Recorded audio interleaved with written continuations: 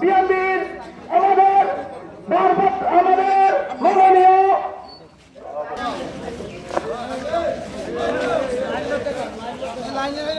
প্রিয় দর্শক, আপনারা দেখছেন 12 নং চরসা ইউনিয়ন দুর্নীতিবাজ চেয়ারম্যান ও খুনি হাসিনার দোসর জাহাঙ্গীর আলম রাজুর পদত্যাগ অবসানের দাবিতে অবস্থান কর্মসূচি আয়োজনে 12 নং চরসা ইউনিয়ন বিএনপি ও এর অঙ্গ সংগঠনের নেতৃবৃন্দরা উপস্থিত রয়েছেন। এখন চলছে বাজার প্রদক্ষিণ র্যালি।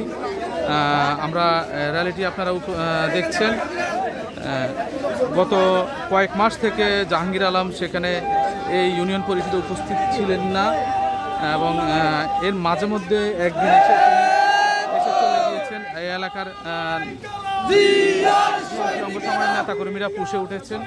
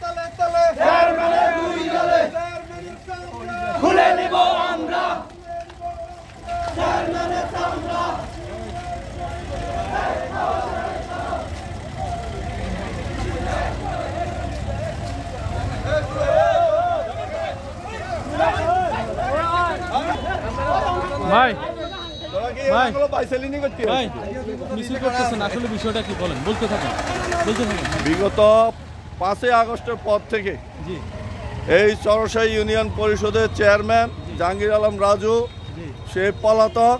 তার অপকর্মের কারণে এই চরসা ইউনিয়ন বিএনপি যুবদল ছাত্রদল সহ অসংখ্য নেতাকর্মী আজকে তাদের বিরুদ্ধে মামলা হামলা, বিগত আমলে হাসিনার আমলে সে ক্ষমতার অপব্যবহার করে এই চরসা ইউনিয়নকে বিএনপি শূন্য করতে যে অপচেষ্টা চালাচ্ছে, এই অপচেষ্টার প্রতিবাদে আজকে আমাদের এই অবস্থান কর্মসূচি এবং র্যালি।